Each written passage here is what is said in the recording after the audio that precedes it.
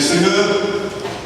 Il est toujours très difficile de prendre la parole après que le serviteur de Dieu ait prêché sur le même thème. Parce que lui, il est outillé, le Seigneur l'a oint pour porter la parole. Et quand il prend la parole, il développe dans tous les aspects. Il est complet. Donc, le message du dimanche passé, j'ai pris des notes, c'est un message exhaustif, un message complet. Alors je me disais, mais après les pasteurs, qu'est-ce que moi je vais dire? Si c'est quelqu'un d'autre, pas grave. Mais les pasteurs ont abordé ce thème dans pratiquement tous les aspects possibles. Qu'est-ce que je veux dire? J'ai demandé au Seigneur, Seigneur, ton serviteur a tout dit. Qu'est-ce que moi que veux-tu que j'ajoute? Et en priant, il m'est venu une idée que nous allons développer. Et je sais que cette idée vient du Seigneur. Parce que lorsque nous prions pour demander, il écoute et il nous donne. Le Seigneur exauce notre prière. Quand nous la faisons avec foi, le Seigneur écoute et il nous exauce. Alors, avant d'entrer, de voir ce que nous avons reçu, qu'est-ce que l'essentiel que moi j'ai reçu, j'ai retenu, l'essentiel.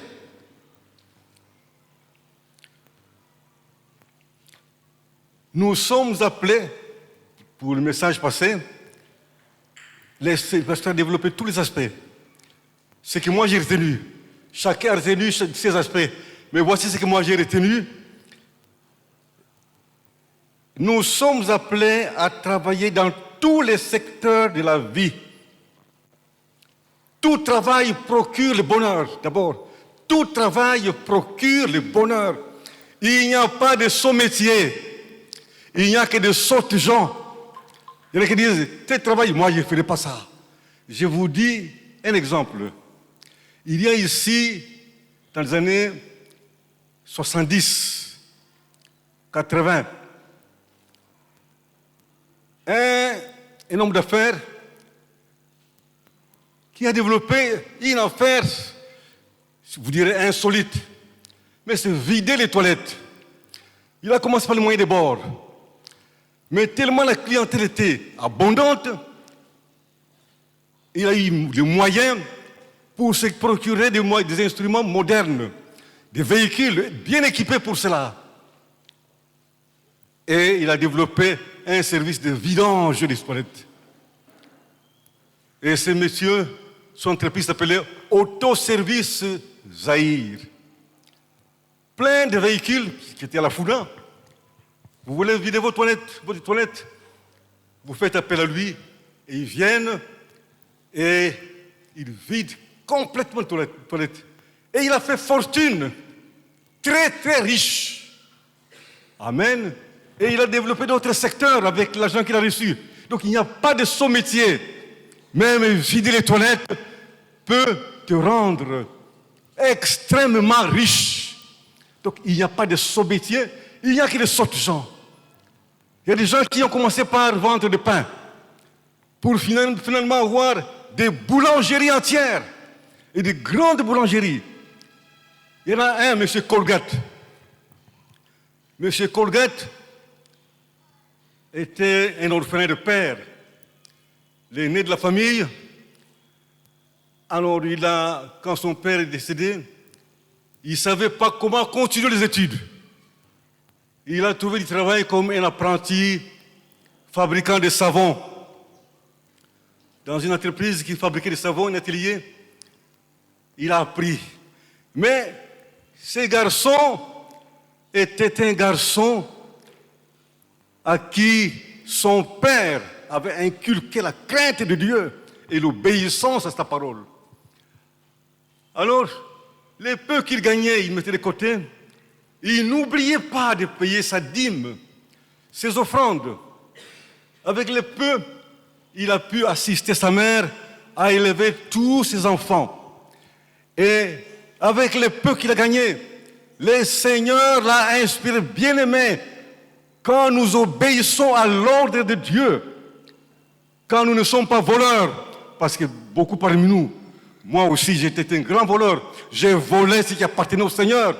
Nous volons Dieu. Quand vous donnez la moitié de la dîme, quand vous donnez les quarts de la dîme, comme moi j'ai donné parfois un quart de la dîme, un tiers de la dîme, et je disais, j'ai donné la dîme. C'est pas la dîme. La dîme, c'est la dixième part. Votre salaire, vous la divisez par 10 et vous prenez une partie, un dixième que vous donnez au Seigneur. Mais qu'est-ce que nous faisons d'habitude? Le 1 dixième, je soutire encore. Ce n'est plus la dîme, vous êtes voleur. Et vous voulez qui? L'autorité suprême. Mais c'est grave. Autant voler chez un homme. Même si on te met en prison, c'est un homme. Mais voler ce qui appartient à Dieu, c'est très très grave. C'est comme si vous alliez voler à la présidence. Au palais présidentiel, vous allez vous voler. Quel est votre sort? Dites-moi. Vous allez à la présidence, vous volez. On vous attrape. Quel sera votre sort? Si nous craignons de voler l'autorité que Dieu a établie pour diriger le pays, pourquoi n'avons-nous pas peur de voler Dieu? Et nous volons. Amen. Même les offrandes, nous sommes des voleurs. Vous avez de l'argent, mais vous ne donnez pas. Vous avez volé. Car Dieu a dit, tu ne te présenteras pas les mains vides devant moi. Alors ces garçons comprenaient, avaient intériorisé cela et ils donnaient sa dîme, scrupuleusement, ses offrandes, ses actions de grâce. Et Dieu lui a donné la sagesse et l'intelligence. Lui-même s'est détaché de son chef. Il a créé une entreprise,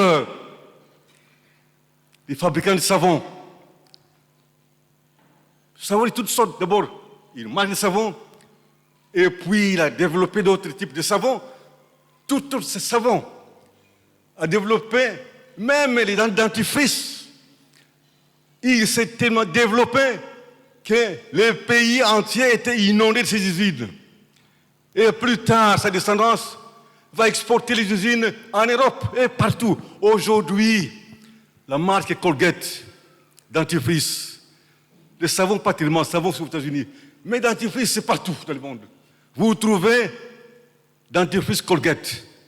Colgate, c'est le nom de ces messieurs, ces garçons-là, orphelins de père. Il dit, je vais apprendre à fabriquer du savon. Les savons, ils se sont dit, moi vendre du savon, jamais. Amen, nous voulons être avec des bureaux climatisés, c'est là. Mais vendre du savon ou fabriquer du savon, jamais. Mais lui, tout domaine, tout travail procure le bonheur, tout travail. Quand vous travaillez selon les normes du Seigneur, en respectant ce que Dieu dit, vous serez bénis. Et de votre bonheur en dépendra. Amen. Puis, nous avons vu, l'homme est créé pour dominer la création. Comment? Par le travail. C'est par le travail acharné que les hommes sont arrivés à mener des recherches et le Seigneur a dit, cherchez et vous trouverez la parole de Dieu. Les Américains, l'État, la nation américaine a été créée par des personnes qui fouillaient la persécution des chrétiens, comme des protestants, en France, en Angleterre, et en Allemagne, un peu partout. En Angleterre et partout. Et ils se sont réfugiés aux États-Unis. Ils ont créé cet État. L'Angleterre a créé, c'était une colonie anglaise. Mais fondée par qui? Par des puritains, des gens qui lisaient la parole, ils l'appliquaient. Quand Dieu dit, quand le Seigneur dit, cherchez, vous trouverez. Ils se sont mis à faire des recherches dans tous les domaines. Vous êtes mécanicien, vous faites des recherches. Ils ont commencé depuis longtemps. Depuis qu'ils étaient chez eux. Des Français, des Anglais, des Allemands, des Suisses, des Suédois. Ils mettront au point toutes sortes toute une série d'inventions qui révolutionnent le monde, les avions, et tout ce pareil. Einstein qui a fui la persécution des Juifs aux États-Unis. Un grand professeur, par sa théorie, on a l'énergie atomique, et même la bombe atomique. Amen. Parce qu'ils ont appliqué la parole de Dieu. Cherchez et vous trouverez. Frappez et il vous ouvrira. Ce ne sont pas des mots creux. Amen. Ils sont partis de la Bible pour faire des inventions. Donc, ils dominent la création. Nous devons dominer la création par notre travail. Amen. Les Noirs américains, si vous lisez les inventions des Noirs américains, mais c'est curieux. Mais les racismes aidant, on ne veut pas que les gens découvrent ce que les Noirs ont développé. En obéissant à Dieu, par le travail. Donc, il est parti de développer tout ça. Moi, j'ajoute quelques illustrations.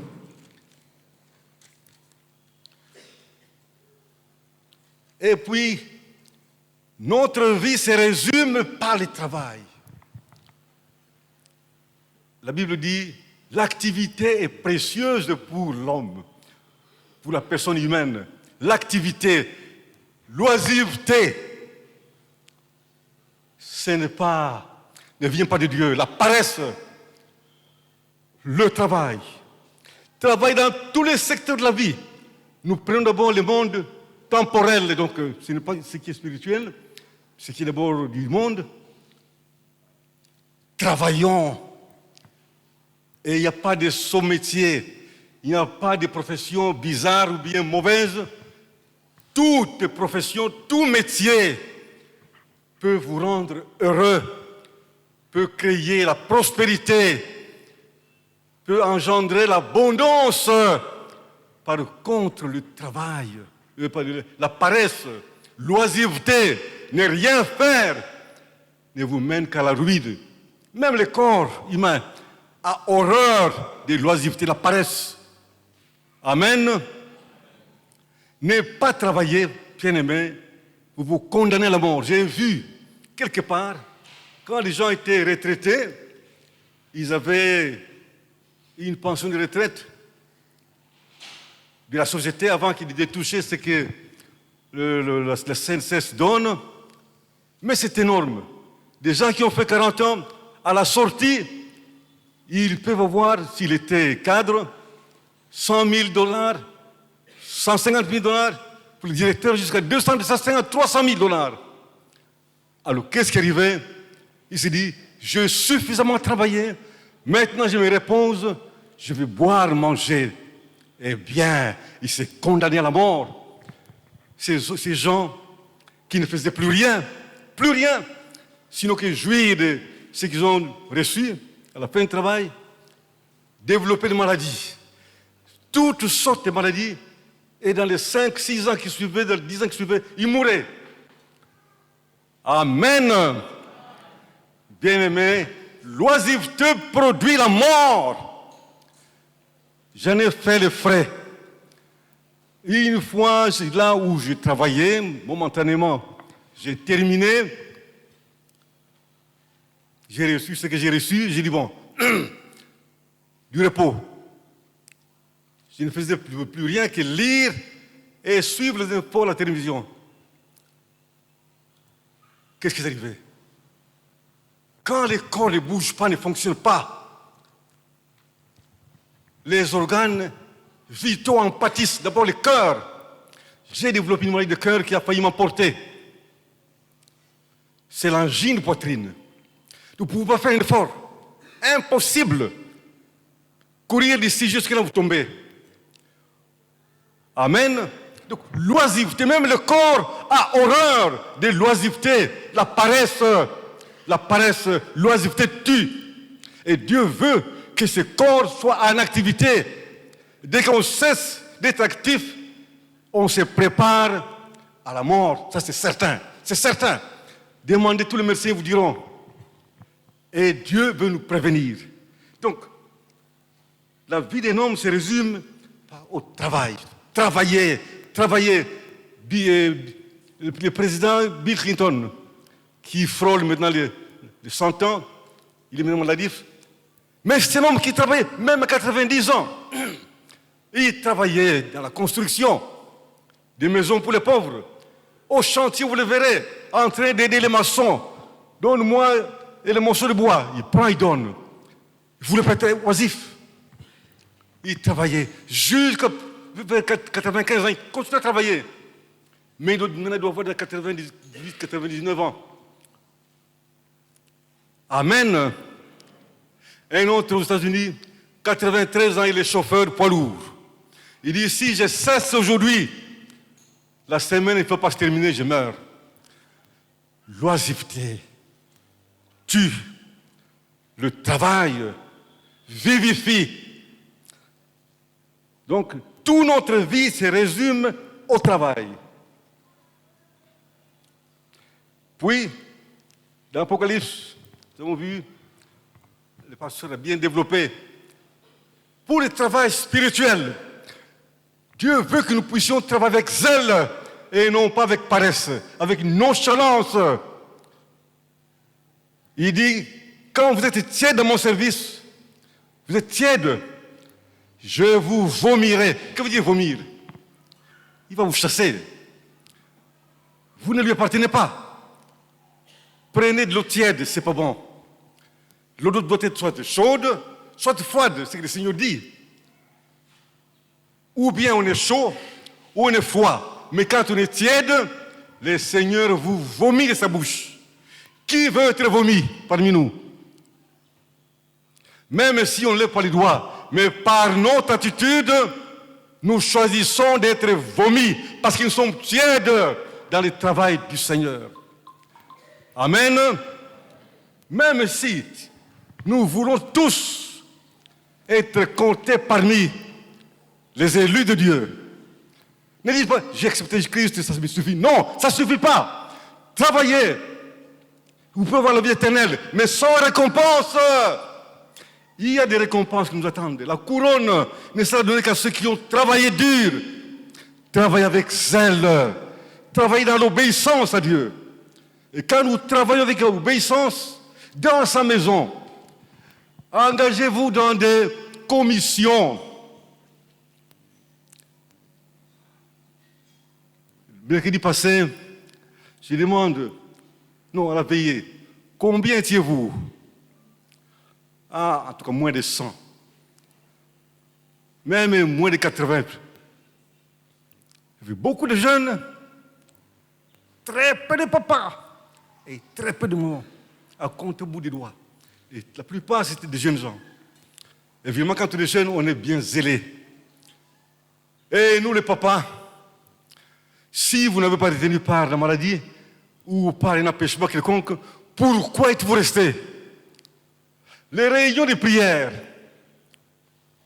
quand on n'est pas occupé, il y en a qui travaillent jusqu'à 17h, 18h, 19h, ça se comprend. Mais quand vous êtes à la maison, vous ne faites rien, et qu'il y a prière, c'est la tiédeur. Amen, vous êtes tiède. Parce que quand vous avez le temps, vraiment, vous n'avez pas d'empêchement quelconque. Quand on est malade, ça se comprend. On est au service, on comprend. Au travail, on comprend. Mais à la maison, vous ne faites rien. En train de suivre des informations, ou bien lire le téléphone. C'est la tiédeur. Donc, le révérend dit, nous devons être bouillants. Dans le service du Seigneur, soyons bouillants. Amen. Voilà. Ce sont les 4 points que j'avais retenus. Il y a beaucoup d'autres points. Mais ce que moi j'ai trouvé qui pouvait m'aider dans ma vie, c'était ces 4 points. Alors aujourd'hui, je voudrais juste répéter ce que nous connaissons déjà. Nous connaissons déjà ce que j'avais développé avec des illustrations Donc, ce que le pasteur avait développé, tout se trouve dans, si on peut noter, on a noté,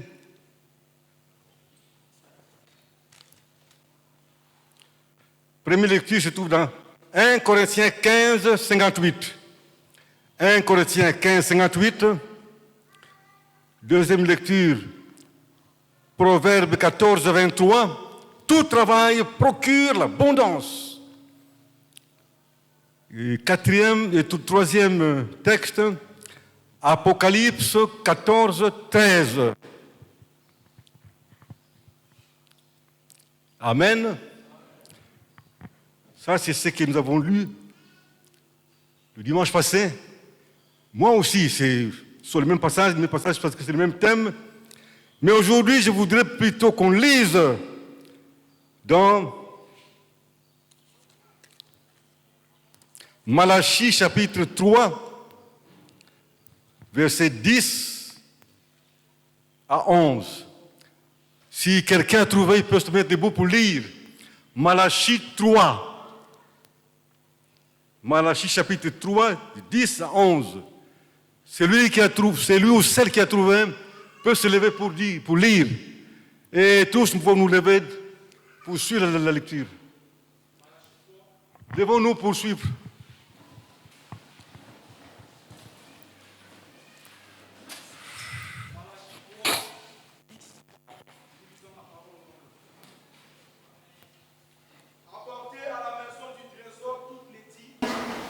Afin qu'il ait de la nourriture dans ma maison, mettez-moi de la sorte à l'épreuve, dit l'Éternel des armées.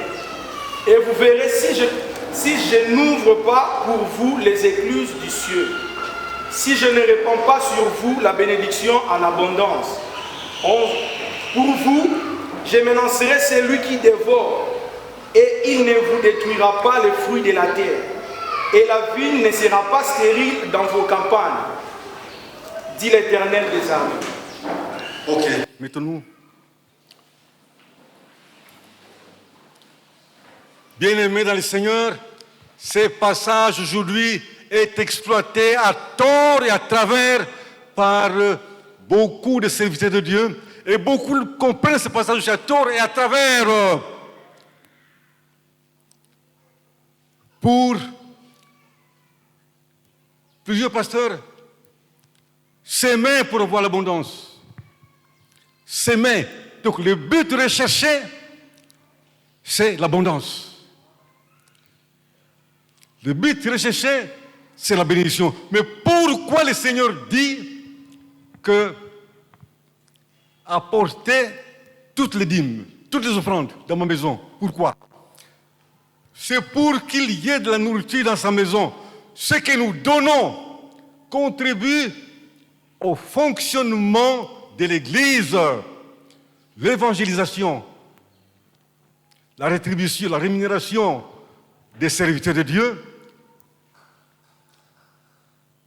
l'évangélisation, l'assistance aux nécessiteux, l'achat d'équipements, bref, tout ce qui contribue à la bonne marche et à l'évolution de l'Église. Sans argent, ça n'ira nulle part. Il n'y aura pas de chaises, il n'y aura rien. Les serviteurs ne seront pas rémunérés, donc vous détruisez l'œuvre du Seigneur. Donc, par l'obéissance, nous d'abord, nous devons être mus par l'obéissance à l'ordre que Dieu donne, apporter. L'abondance qui vient, toutes choses qui vont venir ensuite, ce n'est que la conséquence de votre obéissance motivée par l'amour. Vous aimez Dieu. Quand on aime Dieu de tout son cœur, de toute son âme, de toute sa force, toute sa pensée, on donne. Celui qui aime, donne. Amen. Toute personne qui donne, qui aime, donne. Je me souviens, les fiancés, ils se font des cadeaux. J'aime bien ma fiancée, j'aime bien mon fiancé, je vais lui faire une surprise, je vais lui donner. Celui qui aime, donne. Nous donnons. La dîme, d'abord, c'est un ordre. Ce n'est pas une faculté, un choix. On n'a pas dit, si vous voulez, non. Donnez, apportez. Le verbe est conjugué à l'impératif. Apportez toutes les dîmes. Il n'a pas dit, si vous les voulez bien, ou bien si vous avez un peu plus d'argent, apportez. Non, non, non, non, non, non. Apportez. Donnez. C'est à l'impératif, parce que cet argent ne vous appartient pas. Il appartient au Seigneur. Le Seigneur qui vous donne la vie, qui vous accorde de la santé. Comment ne pas lui donner? S'il vous prive de la santé, vous allez travailler, vous serez au lit. Si vous payez la vie, vous ne vivrez pas. Donc, si nous vivons parce que Dieu nous accorde la vie, et si nous travaillons, c'est parce que Dieu nous accorde la santé, la force, et même le travail. C'est un don qui vient de Dieu, quel qu'il soit, c'est Dieu qui accorde. Alors, par amour, par l'obéissance à l'ordre, et parce que j'aime mon Dieu, je voudrais que son œuvre aille de l'avant, je vais donner. C'est comme les impôts. Si on ne paye pas les impôts,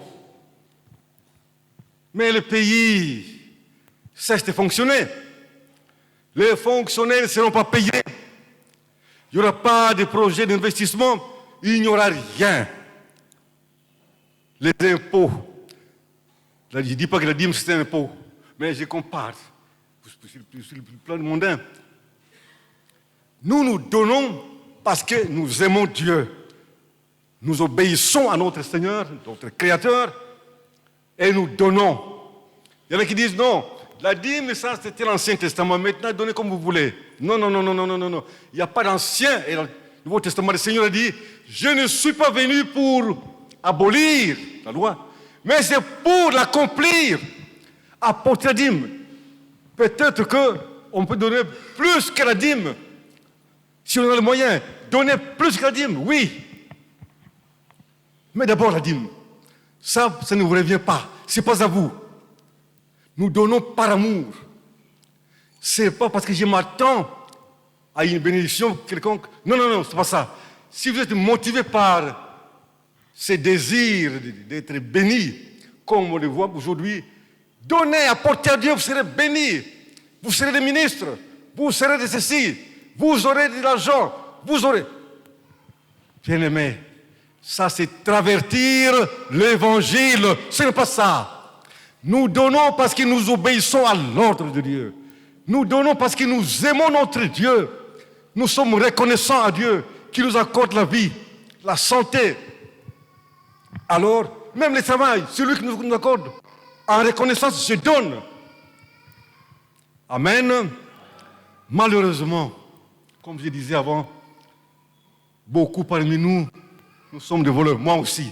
J'étais peut-être le plus grand voleur parce que j'ai donné rarement la dîme complète. Toujours j'avais des excuses. Il y a les Minerval qui doivent payer. Il y a ceci qui doivent payer. C'est peu ça. Soustrait encore dîme. Non, non, non, pas dîme. Pas dîme. Je prends 1/10 de la dîme et je donne. Mais pour moi, je donne la dîme. Pour Dieu, vous êtes voleur. Vous avez volé son argent. Amen. Une telle façon de donner, vous privilégiez vos problèmes, vos intérêts personnels par rapport à Dieu. D'abord Dieu, le reste ensuite. Si nous mettons Dieu à l'avant-plan dans notre vie, d'abord Dieu, nous considérons les intérêts de Dieu, alors, ce qu'il est dit, nous verrons la main de Dieu, bien-aimés, nous verrons la main de Dieu. Les conséquences de cet ordre sont positives et négatives. Je commence par les conséquences négatives. Quand on vole la dîme, on vole les offrandes, qu'est-ce qui arrive? Parce que nous mettons Dieu en dernier plan. Nous considérons d'abord nos problèmes à nous. Eh bien, les problèmes vont se multiplier à l'infini. Et vous commencez à avoir des dettes.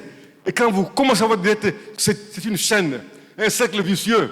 Ce mois, vous avez emprunté, vous remboursez, vous empruntez, et ainsi de suite. Ça devient un cercle vicieux, difficile d'en sortir. Et finalement, même la dîme, vous ne donnez plus. Dit, je dois payer les dettes maintenant. Non, il n'y a pas de dîme aujourd'hui. C'est moi, le mois prochain. Le mois prochain, vous êtes tellement endetté que, non, il n'est pas possible.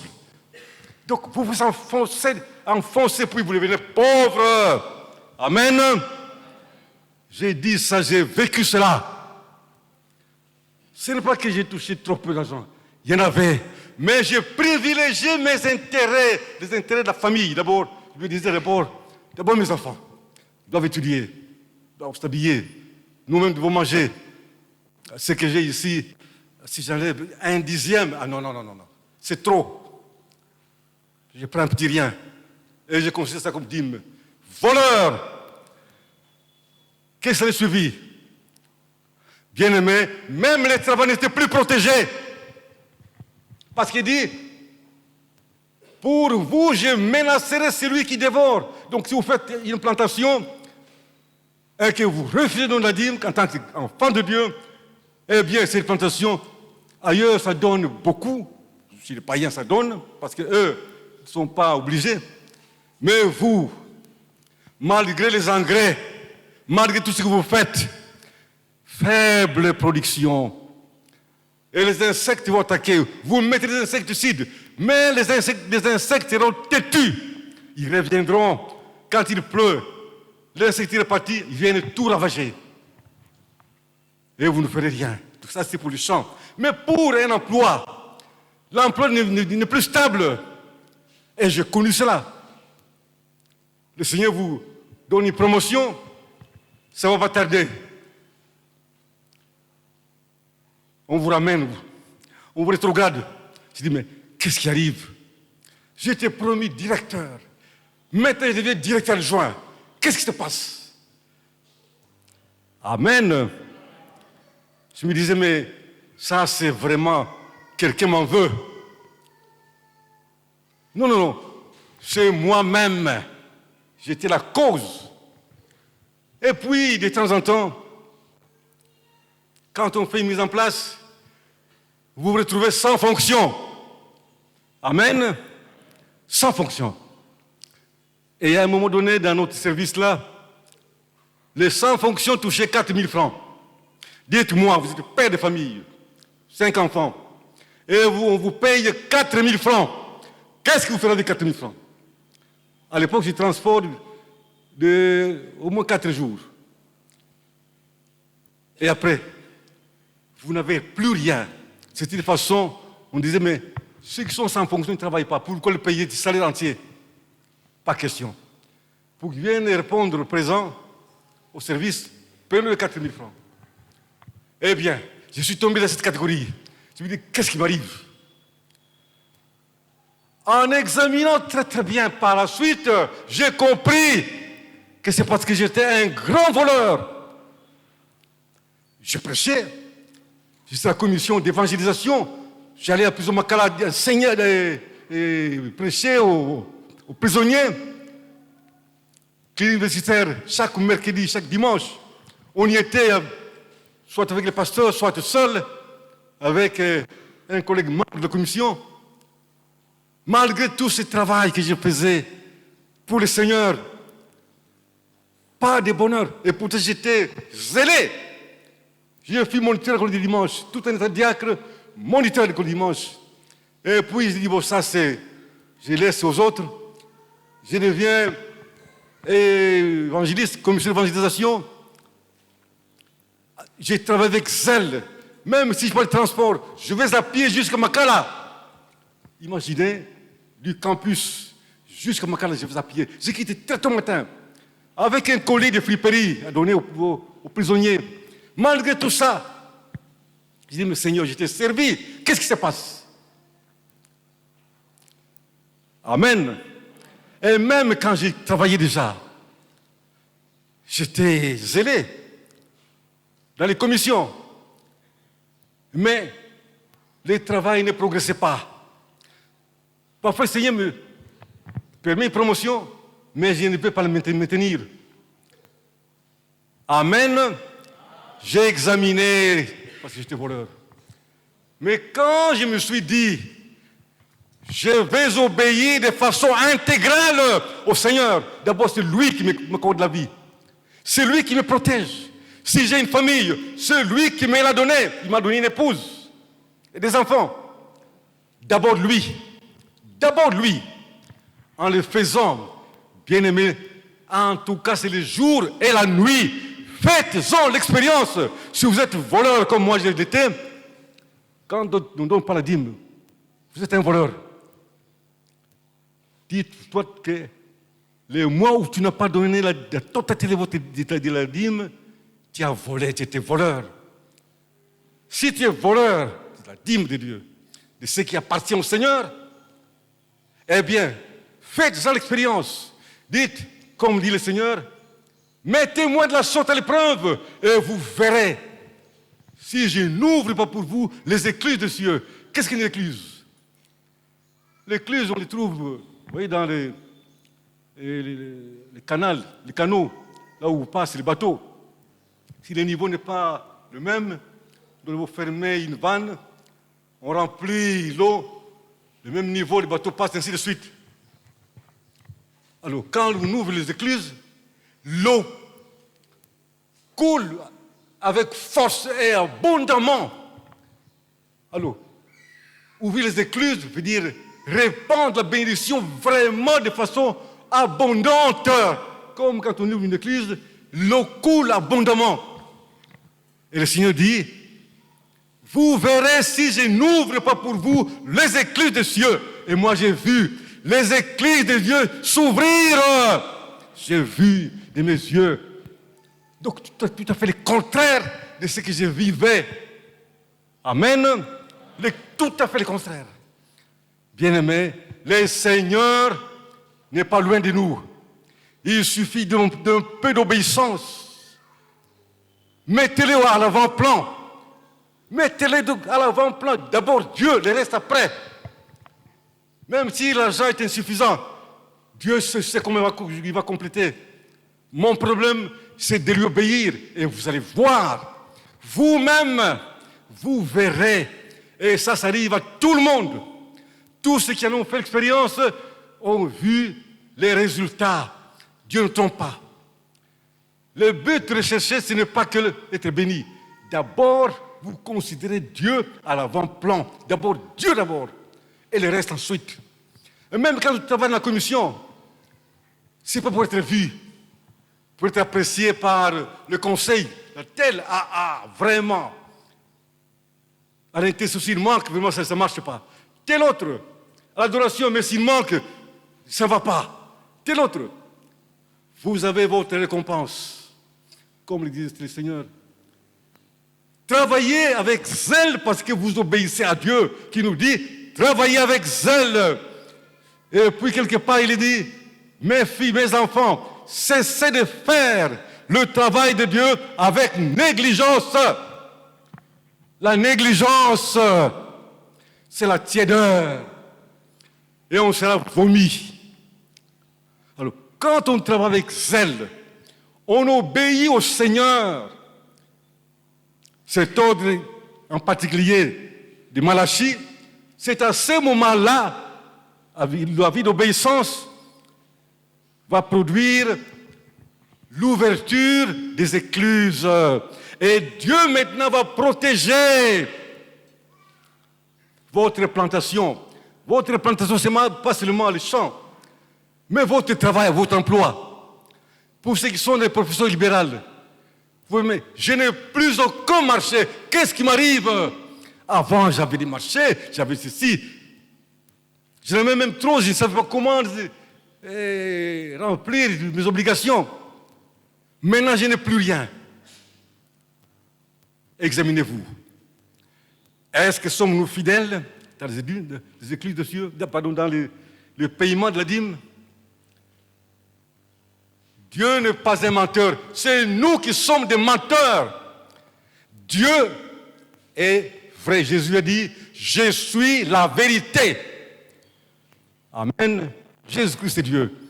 Quand Dieu dit, donne une promesse, il l'accomplit, il la réalise. Il dit, pour vous, je menacerai celui qui dévore. Donc je vais protéger votre plantation. Les insectes ne vont pas nuire à votre plantation. Et la récolte sera abondante. Si vous avez un travail, Dieu protège ce travail. Et parce que vous travaillez bien, pour la gloire de Dieu, cela va entraîner même des promotions. Amen. Bien-aimés, tout travail procure le bonheur.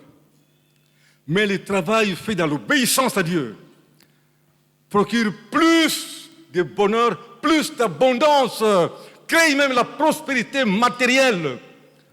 Amen. Sur le plan spirituel, quand nous servons Dieu avec zèle, pas pour être vu des hommes, pas pour être apprécié par les dirigeants de l'Église, mais pour être apprécié par Dieu lui-même, en ce moment-là, le travail spirituel produit lui aussi des fruits. Dieu vous protège. Dieu prend soin de vous. Dieu vous donne la force pour que vous puissiez continuer à œuvrer, à travailler dans son champ. Amen. Donc, tout travail procure l'abondance, c'est vrai, mais tout travail procure beaucoup d'abondance, de prospérité, de bonheur, parce que vous êtes dans l'abondance, mais toujours malade. Vous pouvez avoir un bon travail, vous avez beaucoup d'argent, mais toujours malade. Vous avez le bonheur. Dieu, quand il protège, sa protection est intégrale, totale. Elle est complète. Vous protège, vous. Il vous protège votre famille. Non seulement le travail qui va protéger les services ou la plantation, vous-même y compris. Amen. Quand le malade, on crie vers lui. Même les médicaments obéissent. Amen. Amen. Donc, travaillons pour le Seigneur avec zèle, non pour être vus et appréciés des hommes, mais c'est pour plaire au Seigneur d'abord, pour contribuer à l'accomplissement de l'ordre suprême. Allez, faites tous mes disciples. Mais on peut l'accomplir autrement. Par une vie d'obéissance. Il y a des gens qui vont dire, mais cette femme, comment il vit comme ça? Mais il est chrétien. Ah bon? Donc quand on est chrétien, on devient, moi aussi. Et puis vous vous demandez, mais comment on devient chrétien? Et vous saisissez l'occasion, vous dites, pour devenir chrétien, c'est facile. On fait ça. Vous acceptez, dans une courte prière, le Seigneur comme votre Seigneur, Jésus-Christ comme votre Seigneur et Sauveur. Vous avez l'occasion d'évangéliser. Et vous gagnez une âme sans même aller là-bas. Sans même aller la chercher. Vous gagnez des âmes par votre vie d'obéissance dans les quartiers. Même en famille. Papa et maman. L'on s'observe. La maman peut dire, mon mari, vraiment c'est un chrétien. Elle peut dire, non. C'est l'apparence. Il n'est pas comme ça. C'est l'hypocrisie. À la maison, il est autre chose. Amen. Ce n'est pas ça aussi. L'hypocrisie est condamnée. Le Seigneur a condamné l'hypocrisie des pharisiens. L'obéissance doit être intégrale. Et à la maison, il n'y a pas de vie privée pour... Ça, c'est ma vie privée, n'y entrez pas. Non. Surtout entre mari et femme, il n'y a pas de vie privée. Ça n'existe pas. La femme prend le téléphone de papa. Non. Revenez. C'est que vous cachez des choses. Amen. Marie, soyez fidèles. Fidèles toute votre vie. Épouse, fidélité aussi. Et alors, cette obéissance produira des fruits. Vous serez bénis. Amen. Toute l'obéissance entraîne des bénédictions, des conséquences positives. Et la désobéissance, on peut travailler pour le Seigneur avec zèle. Dans quel but? Pour être vu des hommes, pour être apprécié des hommes. Cette obéissance-là, ce travail-là ne procure pas de bonheur, ne procure pas d'abondance, ne procure rien. Amen. Vous avez votre récompense. C'est l'appréciation des hommes. Ça s'arrête là. Amen. L'hypocrisie. À l'église, vous paraissez être un chrétien vraiment digne. Une lampe, une lumière pour beaucoup, un modèle. Mais en privé, vous êtes un impudique, un adultère, un voleur qui détourne. Comme maintenant c'est la mode de notre pays, les détournements sont devenus quotidiens. C'est tout le monde qui détourne. Et partout on détourne. Amen. Et beaucoup de chrétiens aussi détournent. Et vous verrez, ils détournent 1 million, ils apportent à l'église la dîme de $100,000. Moi, si je suis pasteur Dib, mon frère, quel travail vous avez fait pour produire 1 million et apporter 100,000? Si ce n'est pas clair, on n'accepte pas cette dîme. C'est parce que l'argent volé. Un détournement, c'est un vol. Changer de destination, on dit, vous construisez un hôpital. Vous prenez cet argent, vous construisez, je ne sais pas quoi, et le reste, c'est à vous. Ou carrément, comme ça se passe maintenant chez nous, tout l'argent, vous le prenez et vous construisez votre immeuble. Vous donnez la dîme. Vous serez béni. Dites-moi, vous apportez des dîmes volées, avec l'argent volé. Vous apportez des offrandes avec l'argent volé, détourné. Dites-moi, serez-vous béni? Ou on vous a corrompu? Fonctionnaire. Vous êtes fonctionnaire pour délivrer tes documents. Vous voyez bien que les conditions ne sont pas réunies. Mais parce qu'on vous apporte $500, bien prenez. Ça ne fait rien. On vous a corrompu, vous êtes juge. Pervertir la justice, le voie de la justice, parce que vous avez été corrompu, c'est très grave devant Dieu. Et vous risquez de connaître une petite sanction irrémédiable, irréversible. Amen. Dieu exige une obéissance. Ici, nous voyons, nous travaillons, et dans le monde temporel, le travail ordinaire, le travail spirituel dans l'Église, mais travaillons parce que nous aimons Dieu, d'abord. Et travaillons avec zèle parce que nous aimons Dieu. Pas pour être vus des hommes, pas pour être appréciés des hommes, mais travaillons parce que nous mettons Dieu avant toute chose. D'abord Dieu. Cherchez d'abord le royaume et la justice de Dieu, et toutes choses vous seront données par-dessus. Pourquoi aujourd'hui nous ne sommes pas bénis? Aujourd'hui, notre pays compte à peu près 80% de chrétiens, des personnes qui se disent chrétiens, mais nous venons en dernier lieu dans l'indice de classement des Nations Unies, l'indice de développement, presque le dernier, chaque année. Si ce n'est pas l'avant-dernier, le dernier, où nous laissons 2-3 petits pays, des îles, les petits sont des îles qu'on laisse derrière, mais tous les autres devant nous. Pourquoi?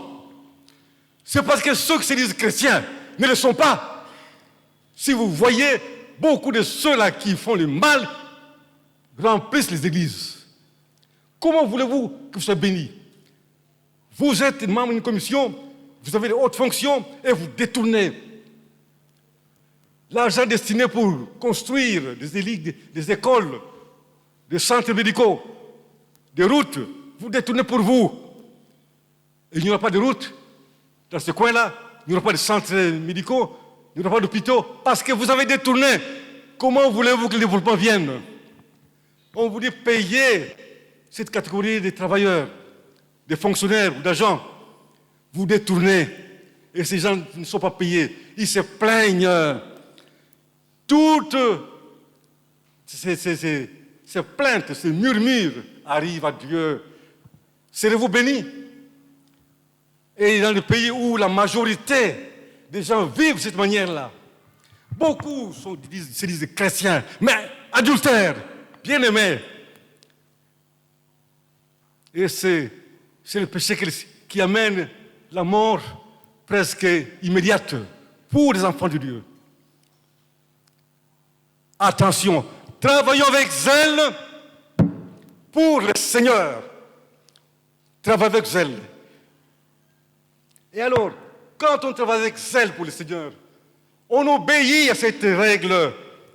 On travaille tout en obéissant à cette règle. Mettez Dieu à l'épreuve. Donnez votre dîme, ce n'est pas votre argent. Payez l'offrande. Les actions de grâce, Dieu accomplit quelque chose de bien pour vous. Donnez. Soyez reconnaissants. Et alors, vous verrez la main de Dieu.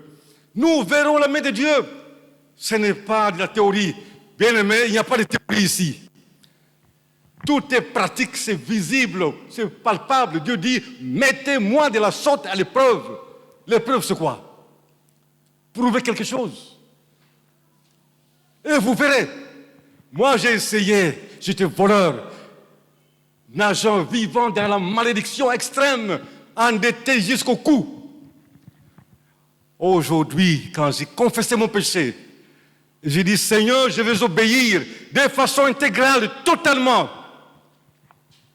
Cette malédiction a quitté. Et je vois le fruit.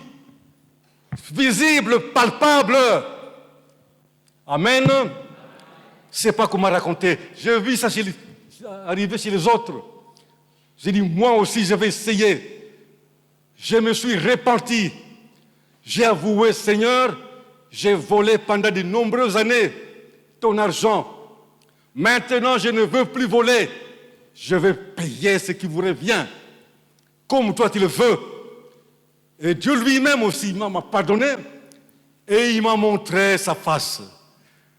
Et c'est visible, je le vois. Comme ça, c'est visible dans la vie de beaucoup d'enfants de Dieu qui se sont repentis. Alors si aujourd'hui, vous servez le Seigneur, vous travaillez pour le Seigneur avec zèle, mais que quelque part ici dans ce que nous avons vu aussi que vous avez des failles dans le paiement des dîmes et des offrandes, et même la construction, bien-aimés, c'est toujours l'œuvre du Seigneur. C'est travail pour le Seigneur. Moi, je me dis, il y aura un moment où nous allons contribuer, parce qu'il y a contribuer. Contribuer de façon que vraiment, c'est que votre contribution fasse quelque chose. Au moins que ça puisse acheter ne plus qu'un chevron. Au moins que ça puisse acheter ne plus que 2-3 kilos de clous. Que ça puisse acheter un sac de ciment. Pourquoi pas 10 sacs de ciment? Amen. Tout ça, c'est servir le Seigneur. Avec joie et avec zèle. C'est mettre Dieu à l'avant-plan de votre vie. Amen, bien-aimé. Alors, si quelqu'un sait qu'il avait des failles, de temps en temps, il donne la dîme complètement. Mais quand il y a trop de problèmes à résoudre, il donne la moitié, ou le quart, ou l'un dixième de la dîme. Repentez-vous aujourd'hui. Repentez-vous. Faites comme ce que les autres ont fait, moi aussi je l'ai fait. J'ai compris mon erreur, qui me maintenait dans la médiocrité. Et alors, j'ai confessé mon péché et j'ai vu les résultats. Vous verrez vous-même. Dieu ouvrit les écluses des cieux. Vous verrez ces écluses s'ouvrir. Vous le verrez. Je ne vais pas vous raconter l'histoire, mais vous le verrez vous-même. Et vous allez témoigner. Et plus vous verrez cela, plus ça va vous motiver à être obéissant à Dieu, à mettre Dieu d'abord avant toute chose. Mais quand on est dans la malédiction, plus on vole, plus le problème se multiplie, plus on devient voleur, et on commence maintenant à s'endetter. Et ce cycle, c'est un cycle infernal. Je n'ai pas dit que les dettes sont mauvaises. Non, non. Les dettes, ça arrive. On peut s'endetter, on rembourse. Mais bien aimé, les dettes qui proviennent, comme dans mon cas, de la désobéissance, on ne s'en sort pas. On ne s'en sort pas. Vous payez, vous reprenez encore. On paye aujourd'hui, je paye toutes mes dettes. Mais ce qui me reste, c'est vraiment insignifiant. Je vais encore, prêtez-moi encore. On me prête encore. Le mois prochain, je paye par la dîme parce que les problèmes sont trop nombreux. Non, je ne paye pas. Même les offrandes, parfois, non. Conséquence, le mois prochain, je vais m'endetter davantage.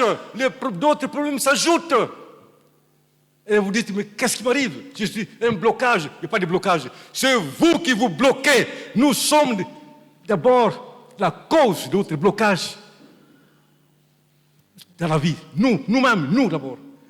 Ne cherchez pas de sorciers ailleurs. D'abord, la première chose, c'est vous-même. Votre relation avec le Seigneur. Cherchez d'abord le royaume et la justice de Dieu. Mettez les intérêts de Dieu avant toute chose. Et nous verrons les écluses de cieux. Bien-aimés, je le répète, attention à l'activisme. L'activisme, vous êtes partout. Tel comme vous êtes là, tel autre vous êtes là, on vous voit partout. Mais dans la désobéissance, peine perdue. Soyez fervents dans l'obéissance, alors ça produit des résultats. Amen. Que le Seigneur bénisse sa parole.